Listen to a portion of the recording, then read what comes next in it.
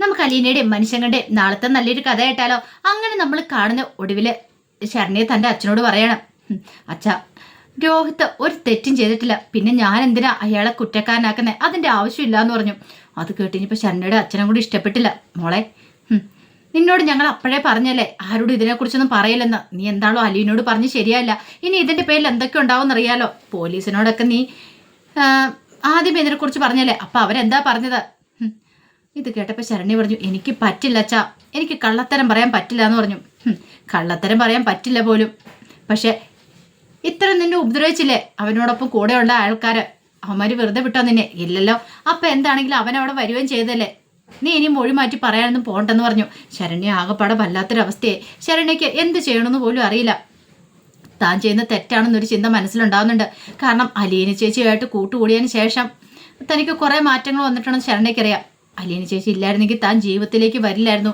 പക്ഷെ അച്ഛനൊക്കെ ഇപ്പോൾ പറയണത് താൻ ഒരിക്കലും മൊഴി മാറ്റി പറയരുന്ന, അതെങ്ങനെ ശരിയാവും? നിരപരാധിയായിട്ട് ഒരാളെ താൻ ക്രൂശിക്കുമല്ലേ ചെയ്യുന്നേ? അലീന ചേച്ചി പറഞ്ഞ കാര്യങ്ങളൊക്കെയാണ് തൻ്റെ മനസ്സിലെന്ന് ശരണ്യ ചിന്തിക്കുകയാണ്. ശരിയാ, അലീന പറഞ്ഞിട്ടുണ്ടായിരുന്നു, നിന്റെ മനസാക്ഷിക്ക് നിരക്കുന്ന കാര്യം എന്താണെന്ന് വെച്ചാൽ അത് നീ പറയണമെന്ന്. എന്തു വല്ലാത്തൊരു ബുദ്ധിമുട്ടായിപ്പോയി ശരണ്യയ്ക്ക്.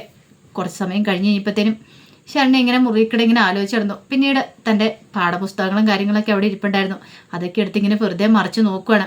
കുറേ നാളുകളായി അതേ തൊട്ടിട്ട് പോലും സ്കൂളിലേക്ക് പോകാൻ പോലും പറ്റിയിട്ടില്ല. ഇനി ചെന്ന് കഴിയുമ്പോഴത്തേനും കുട്ടികളൊക്കെ തന്നെ എങ്ങനെ നോക്കണമെന്ന് അറിയത്തില്ല. അലീന ചേച്ചി എന്നോട് പറഞ്ഞിട്ടുണ്ട്, പേടിക്കൊന്നും വേണ്ട, ധൈര്യമായിട്ട് പോകണം, സ്കൂളിൽ പോകണം, നന്നായിട്ട് പഠിക്കണം, നല്ലൊരു ജോലി വാങ്ങണം, സ്വന്തം കാലം നിൽക്കണം എന്നൊക്കെ. ഒരു പക്ഷെ തന്നെ കൊണ്ട് അത് സാധിക്കുമോ?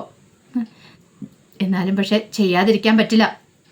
ചേച്ചിക്ക് താൻ വാക്ക് കൊടുത്താണ് നന്നായിട്ട് പഠിക്കുമെന്ന്. അതൊക്കെ ഓർത്ത് ഇനിയിപ്പോൾ എവിടുന്നോ ശരണ്യയ്ക്ക് ഒരു ആത്മവിശ്വാസം കാര്യങ്ങളൊക്കെ വന്നു.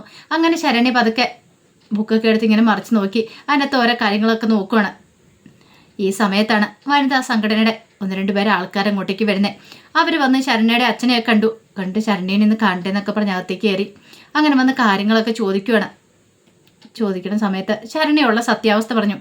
അതെ, എനിക്കൊരു കാര്യം പറയാനുണ്ടെന്ന് പറഞ്ഞു. എന്താ? അല്ല, മൊത്തം 4 പേരുണ്ടെന്നല്ലേ പറഞ്ഞേ, പക്ഷെ 4 പേരില്ല. ആ അലീന ചേച്ചി നിൽക്കുന്ന വീട്ടിലെ രോഹിത് എന്നെ ഒന്നും ചെയ്തിട്ടില്ല, എന്നെ ഉപദ്രവിച്ചിട്ടില്ല എന്ന് പറഞ്ഞു. അത് കേട്ടുകഴിഞ്ഞപ്പോൾ അവരൊരു ഞെട്ടലോട് കൂടിയിട്ട് ശരണ്യയുടെ അച്ഛനെ നോക്കുകയാണ്. ആ സമയത്ത് ശരണ്യ പറഞ്ഞു, എന്താണെങ്കിലും എനിക്ക് രോഹിത്തിനെതിരെ ഒന്നും കോടതിയിലൊന്നും പറയാൻ പറ്റില്ല എന്ന് പറഞ്ഞു. അപ്പോഴേക്കും അവരുടെ സ്വഭാവം മാറി. നീ എന്തൊക്കെയാ മോളെ പറയണമെന്ന് ചോദിച്ചു.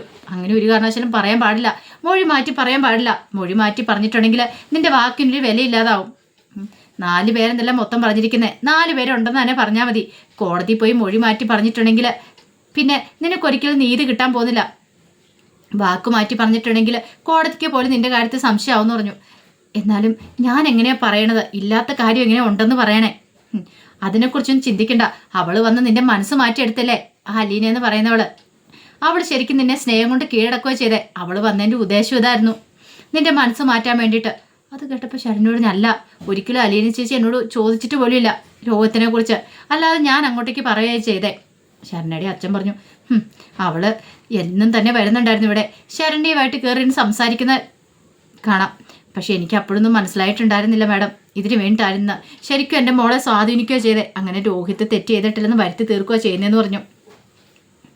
അത് കേട്ടപ്പോൾ അവർ പറഞ്ഞു, ഇതേ മോളെ, നിന്നോട് പറഞ്ഞല്ലോ, ഇനി നീ കോടതി ചെന്നുമ്പോൾ കോടതി ചോദിച്ച് ചെയ്യുമ്പോഴത്തേന് ഒരു കാരണവശാലും മൊഴി മാറ്റി പറയരുത്, അത് നിനക്ക് ഗുണത്തെക്കാളേറെ ദോഷം ചെയ്യത്തുള്ളെന്ന് പറഞ്ഞു. ശരണ്യ ആകപ്പാടെ പെട്ടുപോയി, എന്ത് ചെയ്യണമെന്ന് അറിയത്തില്ലാത്തൊരവസ്ഥ. പിന്നീട് അവരങ്ങോട്ടേ പോവാണ്. ഈ സമയത്ത് ശരണ്യയുടെ അച്ഛൻ വന്നിട്ട് പറഞ്ഞു, കേട്ടില്ലേ അവർ പറഞ്ഞിട്ട് പോയത്, ഒരു കാരണവശാലും നീ ഇനി കോടതി ചെന്ന് കഴിയുമ്പോൾ ഇങ്ങനൊന്നും പറഞ്ഞേക്കരുത്, ഇവിടെ പറഞ്ഞത് പറഞ്ഞു അറിയാമല്ലോ എന്നൊക്കെ പറഞ്ഞ് അവരും അങ്ങോട്ട് പോവാണ്. ശരണ്യയ്ക്ക് ആകെപ്പാടെ ബുദ്ധിമുട്ടായി, എന്തോ വല്ലാത്തൊരു സങ്കടം വന്നു. താൻ നീതികേട് ചെയ്യുവാണോ എന്നൊരു ചിന്തയൊക്കെയായിരുന്നു മനസ്സിൽ. അതേസമയം ബാലേന്ദ്രൻ ഗോവർദ്ധനെ വിളിച്ചിട്ട് അത്യാവശ്യമായിട്ടൊന്ന് കാണാനുണ്ടെന്നൊക്കെ പറഞ്ഞു. അങ്ങനെ ഗോവർദ്ധനം വന്നിട്ട് ചോദിച്ചു, എന്താ ബാലേട്ടാ? ബാലേട്ടൻ എന്നോട് എന്തോ കാര്യമായിട്ട് പറയാനുണ്ടല്ലോ. ഗോവർദ്ധൻ ഇരിക്കുക, അത് കുറച്ച് കാര്യങ്ങളുണ്ടെന്ന് പറഞ്ഞു. എന്താ ബാലേട്ടാ, എന്തെങ്കിലും സീരിയസ് ആണോ? അതെ, ശരണ്യയുടെ അടുത്ത് അലീന പോകുന്നുണ്ടായിരുന്നല്ലോ ഇടയ്ക്കിടയ്ക്ക്. അതെ, ഒരുപക്ഷെ ശരണ്യ വിചാരിക്കുകയാണെങ്കിൽ രോഹിത്തിനെ ഇറക്കാൻ പറ്റില്ലെന്ന് ചോദിച്ചു. അപ്പോഴേക്കും ബാലേന്ദ്രൻ പറഞ്ഞു, എടോ ഇനിയിപ്പോൾ അതിൻ്റെ ആവശ്യമൊന്നുമില്ല, അതെന്താ? രോഹിത് തെറ്റൊന്നും ചെയ്തിട്ടില്ല എന്ന് പറഞ്ഞു.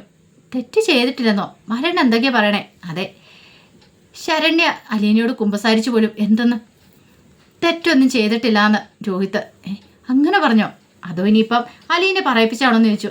ഒരിക്കലും അവളങ്ങനെ പറയിപ്പിക്കില്ല എന്നുള്ള കാര്യം അറിയാലോ. അലീനോട് പറഞ്ഞേ രോഹിത്ത് തെറ്റൊന്നും ചെയ്തിട്ടില്ല. രോഹിത്തിനെ തെറ്റ് ചെയ്യാനായിട്ട് ഹരിയൊക്കെ പ്രേരിപ്പിച്ചു പോലും. പക്ഷേ അവൻ തെറ്റ് ചെയ്തില്ലെന്ന് അവന് പേടിയാന്നും പറഞ്ഞുകൊണ്ട് അവനോടൊന്ന് പോയെന്ന് അറിയാൻ കഴിഞ്ഞേ. ഒരു പക്ഷേ ഇതുകൊണ്ടായിരിക്കും എൻ്റെ മോൻ എന്നെ കണ്ടു കഴിഞ്ഞപ്പോഴത്തേനും എനിക്ക് ആരെയും കാണണ്ട, എനിക്കിവിടെ തന്നെ കിടന്ന് മരിച്ചാൽ മതി എന്നൊക്കെ പറഞ്ഞ് തെറ്റ് ചെയ്യാതെ ശിക്ഷ അനുഭവിക്കുന്നൊരു വേദന അവൻ്റെ മുഖത്ത് ഉണ്ടായിരുന്നു. ഞാൻ പക്ഷെ അതത്ര കാര്യമാക്കിയില്ലെന്ന് പറഞ്ഞു. ഗോവർദ്ധനൻ പറഞ്ഞു, അല്ല ഇനിയിപ്പോൾ എന്ത് ചെയ്യും ബാലേട്ടാ? അങ്ങനെയാണ് നമുക്ക് അവനെ രക്ഷിക്കേണ്ടതെന്ന് ചോദിച്ചു. രക്ഷിക്കണം ഗോവർദ്ധ, പക്ഷെ ഒരു കാര്യമുണ്ട്. അലീനെ പറയുന്നേ ഇപ്പം എടുത്തിയാടി ഒരു തീരുമാനം എടുക്കേണ്ടെന്നാ. അതെന്താ? അല്ല അങ്ങനെ തീരുമാനം എടുത്തിട്ടുണ്ടെങ്കിൽ അത് പ്രശ്നമാവുന്നൊക്കെ അവള് പറയണേ. പക്ഷെ എനിക്കങ്ങനെയല്ല, എൻ്റെ മോനെ രക്ഷിച്ചല്ലേ മതിയാവുള്ളൂ. അത് കേട്ട് കഴിഞ്ഞപ്പോൾ ഒരു നിമിഷം ആലോചിച്ചിട്ട് ഗോവർദ്ധനൻ ചോദിച്ചു, അല്ല ബാലേൻ്റെ ഉദ്ദേശം എന്താണെന്ന് ചോദിച്ചു. എൻ്റെ ഉദ്ദേശമോ? ഞാൻ എന്താണെങ്കിലും പത്രക്കാരെ ന്യൂസ് ചാനലുകാരെയൊക്കെ വിളിക്കാൻ പോവാം. അവരുമായിട്ടൊരു പത്രസമ്മേളനം അങ്ങോട്ട് നടത്തും, സത്യങ്ങളൊക്കെ വിളിച്ചു പറയുകയും ചെയ്യും. അതോടൊപ്പം തന്നെ ഇവിടെ പോലീസ് മേധാവിയും കാര്യങ്ങളൊക്കെ ഉണ്ടല്ലോ, അവർക്കൊരു പരാതിയും കൊടുക്കുമെന്ന് പറഞ്ഞു. ബാലേട്ടാ, അപ്പോൾ അതിനകത്തൊരു പ്രശ്നമുണ്ട്. എന്ത്? അലീനെ പറഞ്ഞ പോലെ തന്നെ ഇനി എപ്പോൾ ആ പെങ്കുച്ച് പറഞ്ഞാലോ? എന്ത് പറഞ്ഞാലോന്ന്? അവൾ മൊഴി മാറ്റി പറഞ്ഞാൽ എന്ത് ചെയ്യുമെന്ന് ചോദിച്ചു. മൊഴി മാറ്റി പറയാനോ? അതെ, അവൾ ചിലപ്പോൾ പറയും 4 പേരും എന്നെ അങ്ങനെ ചെയ്താന്ന് പറഞ്ഞിട്ടുണ്ടെങ്കിലോ? അങ്ങനെ പറഞ്ഞിട്ടുണ്ടെങ്കിൽ പിന്നെ നമുക്കൊന്നും ചെയ്യാൻ പറ്റില്ല. അത് കേട്ടപ്പോൾ ബാലേന്ദ്രൻ പറഞ്ഞു, എന്നും പറഞ്ഞുകൊണ്ട് എനിക്ക് എൻ്റെ മോനെ രക്ഷിക്കണ്ടേ? അല്ല അലീനെ പറഞ്ഞിട്ടില്ലേ അവളെ കൊണ്ട് പറ്റുന്ന കാര്യങ്ങൾ അവൾ ചെയ്തോളാന്ന്. അപ്പോൾ ബാലേട്ടൻ എൻ്റെ ഇടയ്ക്ക് ഒരു തലയുണ്ടെന്നാണ് ഞാനും പറയണേ. അവളെ കൊണ്ട് ഇത്രയൊക്കെ സാധിച്ചില്ല ബാലേട്ടാ, അപ്പോൾ പിന്നെ അവളെ കൊണ്ട് ബാക്കിയും കൂടെ സാധിക്കാം എന്നൊക്കെ പറഞ്ഞ് ബാലേന്ദ്രനെ ആശ്വസിപ്പിക്കണം. ബാലേന്ദ്രന് പക്ഷേ അതിൽ അത്രയും കൂടെ വിശ്വാസം വന്നില്ല. എങ്ങാനും ഇനിയിപ്പോൾ അലീനെ തൻ്റെ മോനെ രക്ഷിക്കാൻ പറ്റിയില്ലെങ്കിൽ, ജയിലിൽ നിന്ന് ഇറക്കിയില്ലെങ്കിൽ എങ്ങനെയാവും? തെറ്റ് ചെയ്യാതെ അവൻ ശിക്ഷ അനുഭവിക്കേണ്ടി വരുമല്ലോ എന്നൊക്കെ ഒരു ചിന്തയായിരുന്നു ബാലേന്ദ്രൻ്റെ മനസ്സിലും. പിന്നീട് ഗോവർദ്ധനെ ആശ്വസിപ്പിച്ചു, സമാധാനമായിട്ടിരിക്കുക, ഞാൻ അലീനെ ഒന്ന് കണ്ട് സംസാരിക്കട്ടെ എന്നൊക്കെ പറഞ്ഞു. പിന്നീട് അലീനോട് ഗോവർദ്ധനൻ കാര്യങ്ങളൊക്കെ ചോദിക്കുന്നുണ്ട്. അലീനയുള്ള സത്യാവസ്ഥകളെല്ലാം പറഞ്ഞു. അങ്കിളെ, ഇപ്പം ഇതിൻ്റെ പിന്നിൽ അച്ഛനെ ഓടി അത് ചെന്നിട്ടുണ്ടെങ്കിൽ അത് പിന്നെ അതെ ഗുണത്തേക്കാൾ ഏറെ ദോഷമേ ചെയ്തുള്ളൂ. അറിയാലോ, അവൾക്കെതിരെ പരാതി എന്തെങ്കിലും കൊടുക്കുകയാണെങ്കിൽ അവൾ കോടതിയിൽ എന്താണെങ്കിലും സത്യമൊന്നും പറയത്തില്ല, മൊഴി മാറ്റി പറയത്തുള്ളൂ. കാരണം രോഹിത്തും കൂടെ ചേർന്ന് പീഡിപ്പിച്ചെന്നേ പറയത്തുള്ളൂ. അവളുടെ വീട്ടുകാരും പോലീസും ഒക്കെ അവളോട് അങ്ങനെയാണ് പറയാൻ പറഞ്ഞിരിക്കുന്നത്. അതുകൊണ്ട് അതിൻ്റെ മാറ്റം ഉണ്ടാകത്തില്ല.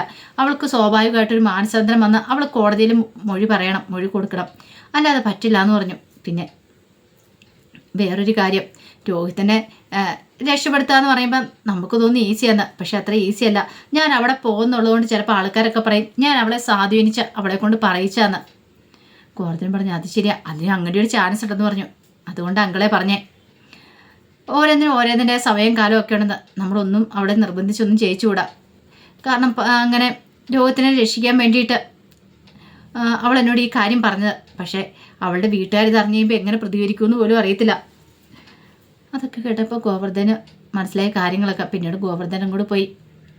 പിറ്റേ ദിവസമായി കഴിഞ്ഞപ്പം അലീനെ വീണ്ടും ശരണ്യയെ കാണാനായിട്ട് ശരണ്യയുടെ വീട്ടിലേക്ക് ചെല്ലുവാണ്. ആ സമയത്ത് ശരണ്യയുടെ അച്ഛനും കൂടെ ഇറങ്ങി വന്നു. എന്തിനാ നീ ഇങ്ങോട്ട് വന്നേ? ഇനി നീ ഇവിടേക്ക് വരണ്ട, പോകാൻ പറഞ്ഞു. അപ്പോഴേക്കും അലീന പറഞ്ഞു, അല്ല അങ്കിൾ എന്താ ഇങ്ങനെ പറയണേ? എനിക്ക് ശരണ്യയെ കാണുമെന്ന് പറഞ്ഞു. അതെ, ഇപ്പം തൽക്കാലത്തേക്ക് നീ ആരെയും കാണണ്ട, എൻ്റെ മോളെ നീ കാണണ്ടെന്ന് പറഞ്ഞു. എന്താ അങ്കിൾ ഇങ്ങനെയൊക്കെ പറയണേ? എനിക്ക് കാര്യങ്ങളൊക്കെ മനസ്സിലായിടി. നീ ഇവിടെ വന്ന് എൻ്റെ മോളെ സ്വാധീനിച്ചു, എന്നിട്ട് നീ ജോലിക്ക് നിൽക്കുന്ന വീട്ടിലെ ആ ചെക്കൻ തെറ്റൊന്നും ചെയ്തിട്ടില്ലെന്ന് വരുത്തി തീർക്കാൻ വേണ്ടിയിട്ട് നീ ശരണ്യ ഉപദേശിക്കുകയൊക്കെ ചെയ്തില്ലെന്ന് ചോദിച്ചു. അത് കേട്ട് കഴിഞ്ഞപ്പോൾ അലീന പറഞ്ഞു, ഇല്ല അങ്കിള്, ഒരിക്കലും ഞാനങ്ങനെ ചെയ്തിട്ടില്ലെന്ന് പറഞ്ഞു. വേണ്ട, നീ കൂടുതലൊന്നും പറയുമൊന്നും വേണ്ട, എനിക്ക് എല്ലാ കാര്യങ്ങളും മനസ്സിലായി. അതുകൊണ്ട് നീ ഇങ്ങോട്ടേക്ക് വരണ്ട, മര്യാദയ്ക്ക് ഇറങ്ങി പോകുന്നത് നല്ലത്. എൻ്റെ മോളുടെ മനസ്സ് മാറ്റാനായിരുന്നു അല്ലേടി നീ ഇത്രയും ദിവസം വന്നേന്നൊക്കെ പറഞ്ഞുകൊണ്ട് അലീനെ അവിടെ നിന്ന് ഓടിക്കാൻ തുടങ്ങുകയാണ്. അപ്പോഴേക്കാണ് ശരണ്യ അലീനയുടെ ശബ്ദം കേൾക്കണേ. പെട്ടെന്ന് ശരണ്യ പുറത്തേക്ക് ഇറങ്ങി വന്നു. അലീന ചേച്ചി കയറി വരാൻ പറഞ്ഞു. ഇതേ മോളെ, ഇവിടെ മുറിക്കകത്തേക്കൊന്നും വിളിക്കണ്ടെന്ന് പറഞ്ഞു. അച്ഛൻ എന്ത് വർത്താനാ പറയണേ? അലീന ചേച്ചി വരട്ടേന്ന് പറഞ്ഞു. അങ്ങനെ വന്ന് അലീനയുടെ കൈ പിടിച്ച് അകത്തേക്ക് അങ്ങോട്ട് കയറ്റിക്കൊണ്ട് പോവാണ്. ശരണ്യയുടെ അച്ഛൻ ഇത്രയ്ക്കൊന്നും പ്രതീക്ഷിച്ചിട്ടുണ്ടായിരുന്നില്ല. അങ്ങനെ മുറിയിൽ കയറി കഴിഞ്ഞപ്പോഴത്തേനും അലീനയെ ശരണ്യ കെട്ടിപ്പിടിച്ചു. എന്നിട്ട് അലീനയോട് കാര്യങ്ങളൊക്കെ പറയുന്നുണ്ട്. ഈ വീട്ടിലുള്ളവരൊക്കെ അറിഞ്ഞു ഞാൻ അലീന ചേച്ചിയുടെ സത്യങ്ങളൊക്കെ പറഞ്ഞെന്ന് എല്ലാവരും എന്നോട് ദേഷ്യപ്പെട്ടുകൊണ്ടിരിക്കുക വെച്ച്. അവരൊക്കെ പറയുന്ന രോഹിത്തിൻ്റെ പേരും കൂടെ ഞാൻ പറയണമെന്നാ, എനിക്ക് എന്ത് ചെയ്യണമെന്ന് അറിയില്ല എന്നൊക്കെ പറഞ്ഞ് അലീനയോട് സങ്കടം പറയണം. അലീന പറഞ്ഞു, മോള് വിഷമിക്കേണ്ട, ഒരു തെറ്റും ചെയ്യാതെ രോഹിത്ത് ഇപ്പോൾ ശിക്ഷ അനുഭവിച്ചുകൊണ്ടിരിക്കുന്നത്. ഇതിൻ്റെ പേരിൽ ആ വീട്ടിലെ അവസ്ഥ എന്താണെന്നറിയാമോ? ആർക്കും പുറത്തിറങ്ങി നടക്കാൻ പോലും പറ്റാത്ത അവസ്ഥയാണ്. കൃഷ്ണമോൾക്ക് സ്കൂളിൽ പോകാൻ പറ്റുന്നില്ല, ഭവിതയ്ക്ക് കോളേജിലും. ഒരുപക്ഷെ അവൻ നിരപരാധിയാണെന്ന് തെളിഞ്ഞു കഴിയുവാണെങ്കിൽ എല്ലാവർക്കും സന്തോഷമായിരിക്കും. മോള് കാരണം ഒരിക്കലും അവൻ ശിക്ഷിക്കപ്പെടാൻ പാടില്ല. മോൾക്കറിയാലോ, മോൾ എപ്പോഴും ശരിയുടെ ഭാഗത്ത് മാത്രം ചിന്തിച്ചാൽ മതി. ബാക്കി 3 പേരെ രക്ഷിക്കണമെന്ന് ഞാൻ പറയണില്ല. കാരണം അവർ തെറ്റ് ചെയ്തിട്ടുണ്ടെങ്കിൽ അവർക്കിനി ശിക്ഷ കിട്ടണം. പക്ഷേ രോഹിത്തിൻ്റെ കാര്യം അങ്ങനെയല്ലല്ലോ.